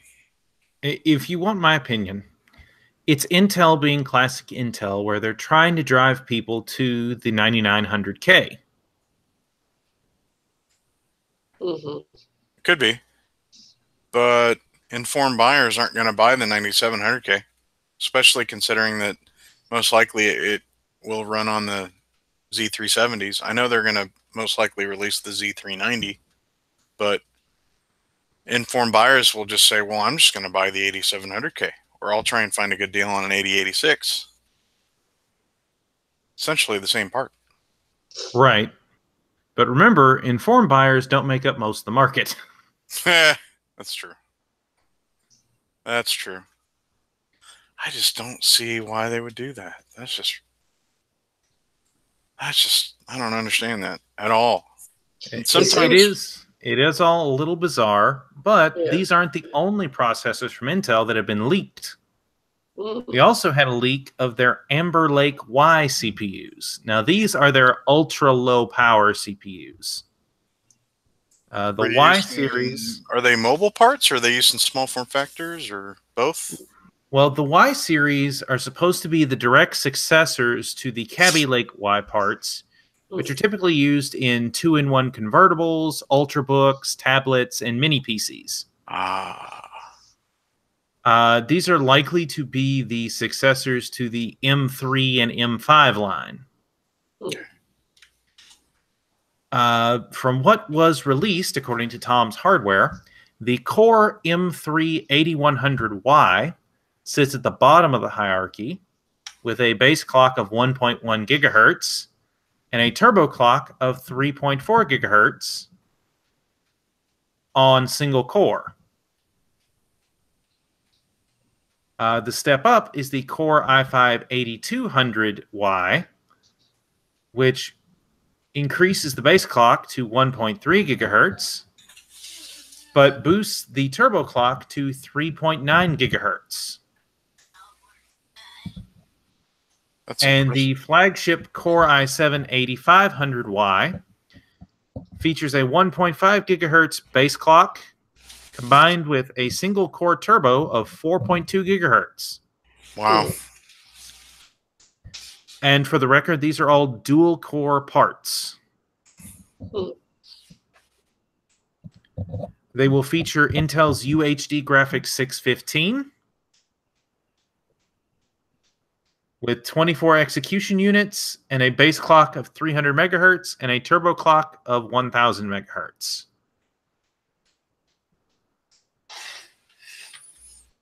Apparently, Dell is already set to include the Amber Lake Y processors in their upcoming refresh of the XPS 13 2-in-1 convertible.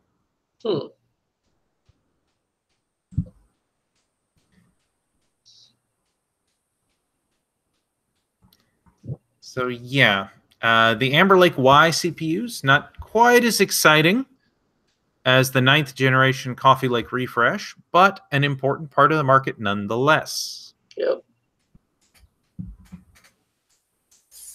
I don't really have much of an opinion. I'm sure there's solid parts.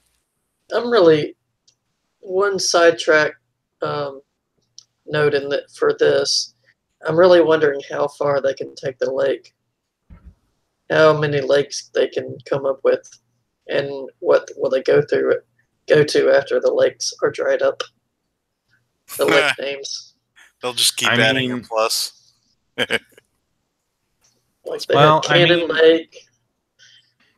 Well, if you remember back to the 2000s and late 90s, they used city names back then. You had, I remember you had Prescott, you had, let's see, there was Clarkdale, Wolfdale, yeah, Yorktown, Bloomfield, Conroe. Bloomfield. Are those all So, city names in the state that they're in? a lot of them were city. They were city names in various states. Hmm. And then they went to the bridge, Sandy Bridge and Ivy Yeah. Bridge. And now Right. that's funny. They're going from city names to bridge names to lake names. That's interesting. Well, it's not as bad as some of the colorful Ubuntu code names that they've used in the past. Narny Wall. Yeah, Nettie Narwhal. Yeah, Wow. is probably one of the better ones. They Yeah. had Wily Werewolf a couple of Yep. versions back, Wow. and the current Makes me one think is the current one is Bionic Beaver. interesting. That makes me think of the Android code names. All the ice cream sandwich, and all the other dessert names. Jelly bean. Surprised Baskin Robbins hasn't sold them. Good. Copying our IP. You're copying our IP. It's a code name for our ice cream. That would be funny. Well, I mean, technically, they did license from, I think it was Nestle for 4.4 Wow. Kit Kat and Yeah, Kit Kat. I remember that one. and technically for Android O is Android Oreo. Yeah. That's bad. That's bad. When Yeah. you've got a license from food companies to code name your technology IP, man, that's just bad. I'm a huge Android fan, but really? Well, see, originally 4.4 was going to be Key Lime Pie. Mm-hmm. Key Lime Pie. Surprised I haven't gone to like yogurt or something. Oh, they actually already did.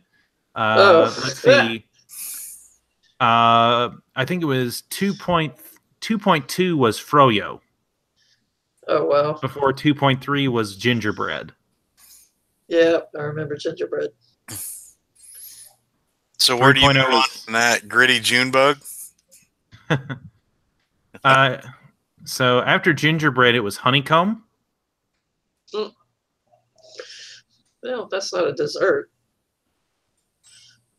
And then after that, it went into ice cream sandwich, jelly bean, and what have you. Marshmallow. They had a marshmallow thing too, I think. Yeah, marshmallow. Yeah, there was. If I remember right, it was ice cream. It was ice cream sandwich, then jelly bean, then Kit Kat, then lollipop, marshmallow, nougat, Oreo, I remember. and they nougat. haven't decided on P yet. Pizza. Let's just go with that. Yeah. Instead of desserts, just go with pizza. Right. Or popsicle. They can go with popsicle. All right, we're running pretty good on time here, but we do have one more topic I want to get to, and that is there has been another series of Nvidia leaks. The first one is a benchmark leak that leaked onto a Polish forum. The article linked is yet another WCCF Tech article because the original Polish forum leak has disappeared. Right. Right. So dramatic. So, a 3D Mark Firestrike benchmark purporting to be the Turing-based GeForce GTX 1170 shows a Firestrike score of 29. This is for the graphics portion, by the way, not the whole score, but the graphics score of 29,752. Now, for reference, the GTX 1080 Ti in the same test under the same settings achieves 28,391. So, if this alleged benchmark is in fact the real deal, we could see a GTX 1170 with higher performance than the current GTX 1080 Ti. That's crazy. Well, so that would put it in line with the scaling that we saw with moving from Maxwell to Pascal. Yeah.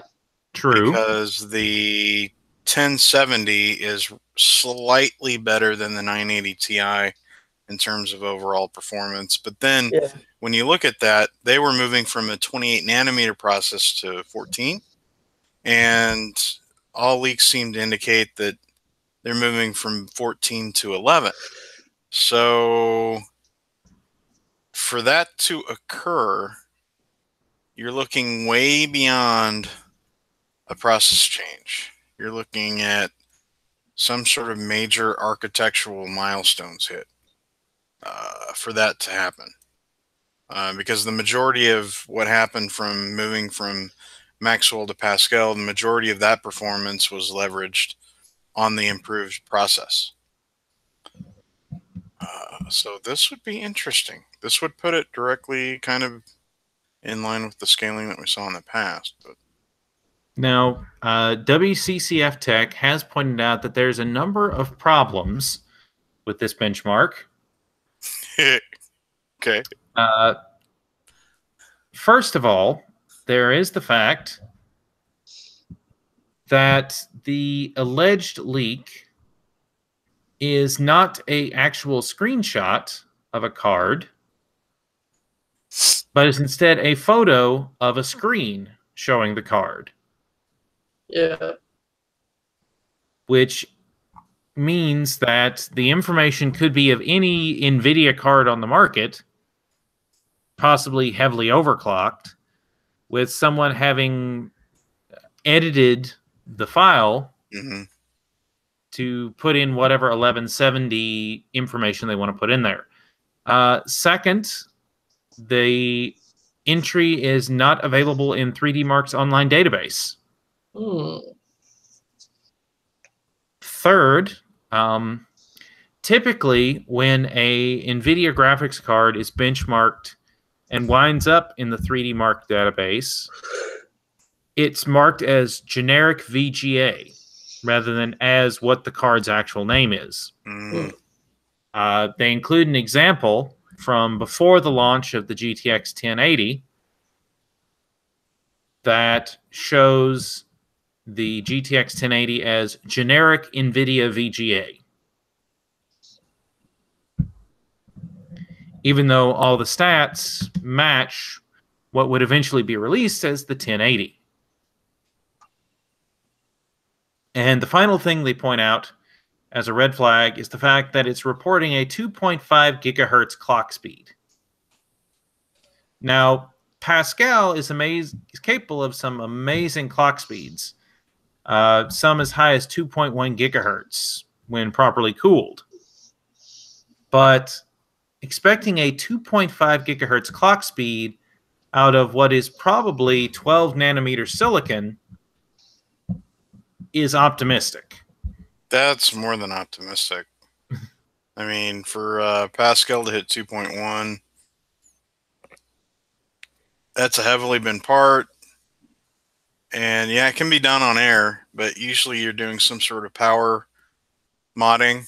You're also doing some big tweaking to hit that. I mean, hitting 2 gigahertz is a lot more common, but just to inch up to 2.1, I mean, you're looking at, gosh, what was it, 2.3, 2.4, maybe on LN2? So right. To hit 2.5 and expect that at retail? Nah. Even 2 gigahertz out of the box is optimistic. Yes, it's very optimistic. I could see 1.8 to 2 on some of these higher speed cards, like your 70 or 80 part. I could see 1.8 to 2 potentially, but you're probably looking at like aftermarket overclock cards for that, heavily binned. I don't know, but you never know, right? I don't know. So, yeah, that leak is looking rather suspect. However, we have a far more reliable leak about the NVIDIA release schedule. Now, this originally came from a video from the channel GamerMeld, one of the smaller tech tubers out there, but Yeah. Got good stuff. yeah, generally fairly high quality stuff. He Mhm. has what he claims a friend in the industry who shipped him, or a friend at a major Nvidia board partner. That's all he was willing to say about it. Who provided him a letter that was redacted, Yeah. but included information about expected release dates for the 1100 series cards.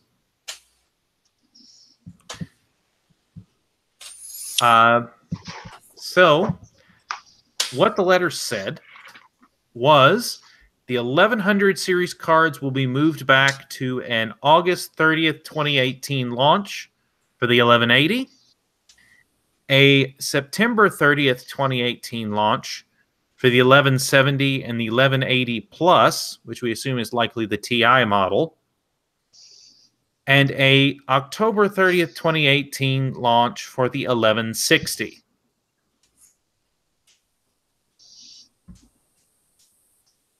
Well, that would put it in line with the rest of the rumors we've pretty much been hearing. Yeah. And about time, Nvidia. Yeah. Seriously, about time. And, you know, it would make sense. We do know that there's supposed to be a press conference on August the 21st, August 21st from Nvidia.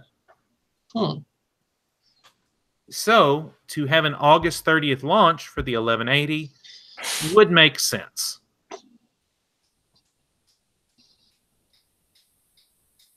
Yep. Looking forward to it. Not expecting huge gains, but definitely looking forward to it. Yeah. It's been forever. The last year and a half has just been grueling. Mm-hmm. Up RAM prices and crazy upticks in GPU pricing. I'm still kind of laughing because everything is still over MSRP. The only time you see something at MSRP lately is, oh, it's a special deal, but it's at MSRP. Yeah. Or it's like $10 or $20 above MSRP, but it's a deal. No, it's because not. It's normally like $100 above MSRP. Right. Or at the climax of some of the pricing wars, 3 times MSRP for like some of these RX 580s and the GTX 1060 6GB cards. Their MSRPs are between $229 and $259 respectively. And you're seeing prices upwards of $750. Come on. Well, yeah, you have no idea how tempted I was to just take my second RX 480 at one point and just list it for $400 to see how fast it gets snatched up. It would have been snatched up quickly, especially since it didn't have a mining background. Mm-hmm. That thing would have been snatched up super fast. You could have bought a 580 after sometime before it exploded in price. It is nice to see them coming back down, but they're still not. Yeah. Quite there yet. Because we're current prices. Usually the premiums for the over MSRP are because of the custom coolers and the custom PCB of the card, so they can factory overclock, especially on the Nvidia side. So that I understand about being over MSRP. That's pretty normal from what we've seen previously. But it was still like the heartbreaking part was, and not even me for shopping for video cards, just seeing the prices. I just like to look at it. But that heartbreaking time of earlier, several months ago, of seeing the 1060 being priced at the 1070 level and the 1080 being priced at like twice as much in like 1,000 or 1,200. It was insane. Yeah, when Vega was coming out, particularly the Vega 56, that was the one I was really interested in. Mm-hmm. Yeah, me too. And You know, the day they came out, I went to go check to get one. You know, literally they were sold out in 20 seconds. Yeah. Before I could get one in my cart, they were sold out. Mm-hmm. And they have been sold out ever since. Unless you're willing to pay like $1,500 for one. Yeah. Seeing that being the equivalent to the 1070, but being priced at like $1,000, that was insane. Well, I mean, its compute performance was just that good. Yeah. You know, when it came to, I think it was Ethereum and Monero were the two that it could mine super well. Yeah. It could mine those so well that it put the 1070 to shame for mining. Mm-hmm. Now, in games, of course, Vega does extremely well in compute tasks, but it doesn't do very well in games. Or at least not nearly as well in games. Yeah. Still, it would have been really the only upgrade on the AMD side of things from my RX 480 or 480s. And I generally tend to prefer a single card solution whenever I can. Yeah. Yeah. Well, the Vega 56 is pretty much proven to be slightly better than the 1070. It's just the price point. Yeah, right now, and that was the whole reason Nvidia released the 1070 Ti was to fight against Vega 56. Mm-hmm. Even though the 1070 Ti was a card that totally didn't need to exist. Yeah. So Vega 56, couple open boxes at 474. And then the rest of them start at 479 and start moving up. Right, and this was a card that's supposed to have an MSRP of $399. Right. Versus a 1070 right now, I think can be had for around $380. Well, 380's MSRP. I mean, yeah, I think the 1070, even with the slight uplift in charge, can still be found for around $425-ish. Yeah, you can get the mini, the Zotac Mini for $399, and then there's a few at $409, and then they start moving up. The 1070 Ti is at the price at the MSRP price of the 1070, because I've seen them for like $499 was the price of, was it $399 or $499 for the MSR of the 1070? Technically 1070 MSRP was $379. Oh. And then the MSRP of the 1070 Ti was $449. So that's right, $449. Yeah, 1070 Ti pricing is not bad right now. Zotac's part is $449, but then it's got a slightly suspect VRM, but it runs stock fine. And then $459, $469.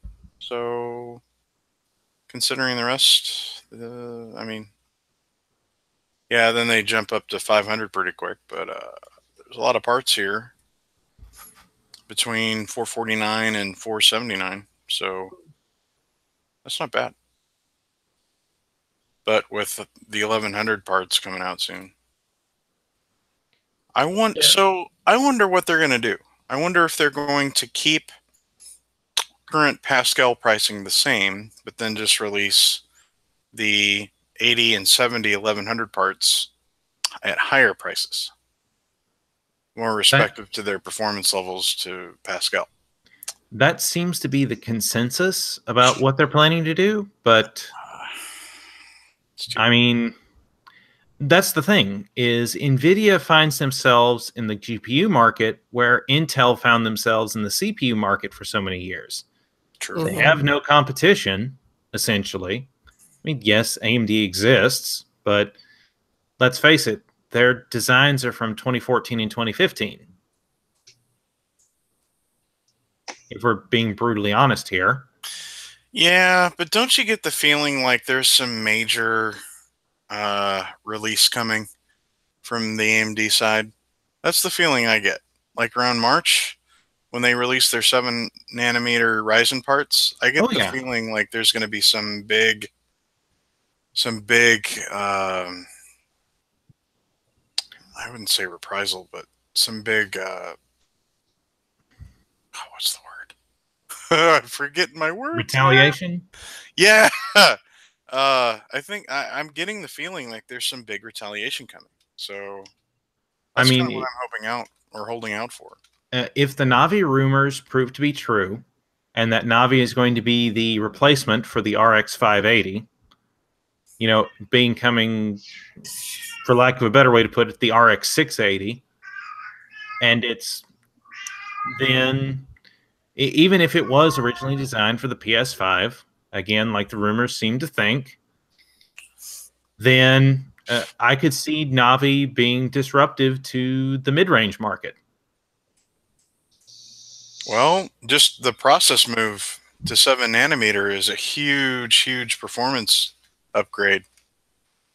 Even if they kept the architecture the same, just being able to utilize 7-nanometer and use up. So if you took the same chip millimeter spacing between the current Polaris part, and if you kept Polaris and just moved it to 7-nanometer, but retained that same amount of footprint and real estate, and just filled it up with Polaris cores, you would not only be able to increase clock speed by probably 10 or 20%, but you're filling it up with extra processor cores. So just that processor node change, you're looking at 20% to 30% performance increase, if not more.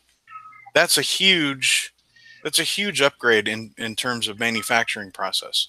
But you know they're going to also include that 7-nanometer upgrade in manufacturing process with a new architecture. So whatever that upgrade affords you in terms of manufacturing process, you're getting an architectural process on top of that. So that's probably another 10% increase in performance. So it's not out of the realm of possibility to see a 40% performance improvement. That's huge. Indeed. And they're going to have better power draw on top of it. So that, I mean, if you were to relate 40% performance improvement to current parts, I want to say the 580 with the driver improvements and maturity and optimization of games is actually a little better than the 1060 most of the time. The 1070 part is 50% faster than the 1060. So you could see the mid-range part from AMD to be, I would say, slightly faster than the current 1070. Yeah, that sounds about right. Closer to the 1070 Ti. So if you're looking at 1070 Ti performance and probably same power draw or slightly less for $250, it's not bad. Not bad at all. Not bad. And you know they want to have a high-end part. They would like to have a high-end part. So they're going to have some kind of answer. There's talk of Vega at 7-nanometer, which part of Vega's big problem at 14-nanometer was its power draw. You reduce that to a 7-nanometer process, you fix a lot of that. Yep, and they'll have a year and a half to 2 years of time to tweak it and fix the issues that they had at launch. Now that they've got manpower to do it. So they will, so if they move, say, Vega 64 to 7-nanometer, it's not 64 anymore. It's going to be higher than that. And they'll have fixed the power issues and whatever architectural design issues they had. So that is a direct threat and response to 1100 whatever. 7-nanometer is the cure. So I'm hoping for really good things March to April. Same here. But if you cannot wait for your GPU, Did you have to say that? I'm just kidding. we do have a hardware deal for this week. Nice. This comes from EVGA's eBay store. Apparently, the news that Nvidia kind of overshipped some of their GPUs was true. So EVGA is selling a GTX 1080 for the Win DT edition, which is an 8 gigabyte part, 8 gigabytes of VRAM buffer, featuring their ACX 3.0 cooler for the same price as a GTX 1070 Ti, $449. However, I do feel obligated to point out that the DT model of the For the Win from EVGA is the DT doesn't officially stand for, but is called by many fans the detuned version. Mm-hmm. Essentially, what it is a card that did better than to get the superclocked branding, but did not quite make all the quality assurance tests to be a full For the Win card. Hence why it's called a For the Win DT. So you can expect performance between the EVGA superclocked version and the full For the Win card. Still, for $449, you're getting a full GTX 1080 that, yes, can still technically be overclocked to the For the Win clocks. Now, whether it'll maintain that or not, we don't know. The Silicon Lottery is a thing. It is. That's a good deal. Yes, $450 for a GTX 1080 is a deal any way you want to slice it. Yeah. And the bundled software that EVGA provides is pretty good. And they've got a auto-tune feature that will scan your card to see what it's capable of and auto-clock it for you. And from what I understand, it's pretty decent. And the other good thing about EVGA is they have the step-up program. So if you're not satisfied with your card within 30 days or whatever the time limit, you can trade that card in and upscale it to the next level, but pay only the difference between the card you bought and the card price above for the next step up. So I didn't do that for my 1070, but I definitely, because I found out about it when the program was ended. I definitely probably would have, because to get a 1080 for, I think it was like at the time $130 more, it's not bad. Yeah, they've had that step up program for a while. It's been pretty popular, Yeah. I think. Oh yeah. Alrighty. Well, that brings us... Oh, one other thing forgot to mention about this particular card. If you purchase this card, you do get a free copy of the base game of Destiny 2, along with codes for both of the expansions. Nice. So that's a good deal. So yeah, that's basically almost $100 worth of game by itself. Nice. Is that also on the eBay listing? Yes, that's on that same eBay listing. Good. So with that, we have reached the end of our show notes for the evening. Guys, you have anything else you want to add? Brain dead. Brain. Might want to get that checked. Yeah. It needs sleep and more caffeine in the morning. All right. Definitely looking forward to the new card just to see if there's any bump in performance and if they'll be worth it to go up to. Indeed, It is about time. I mean, we've had basically 2 years of the exact same cards with a couple of rebrands and a couple of Nvidia, what are you doing naming schemes. Looking at you, GTX 1063 gig and GT 1030 DDR4 edition.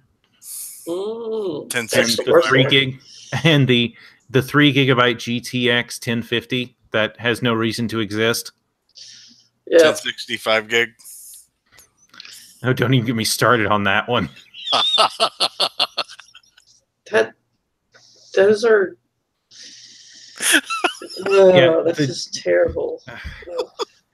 Yeah, the 1065 gig only exists because of Chinese internet cafes. Yeah, but they could have just used the 3 gig, right? One would think. One would think. Guys, I gotta get going. My All mouth is like driving me nuts. All right. Well, ladies and gentlemen, thank you for tuning into this episode of TechForge. You can always find us here. We upload on Thursdays every week. So, of course, check out everything else on our great YouTube channel here. You can find all kinds of great game reviews, talking heads from Patty, as well as the weekly podcast, which is now being handled by Anifix, our very own Assad. So, sweet. Of course, you can find links down below to all our news articles that we talked about here tonight, as well as links to all of our great social media stuff, Facebook, Twitter, and the like, our Patreon as well, and also links to our humble store where if you want to purchase great games and support us at the same time, you can do so. Yep. So, I've been Dynamo Ned, and thank you once again for tuning into TechForge. And remember, humans, when life gets rough, Jesus loves you, and forge on. Forge on. Meh.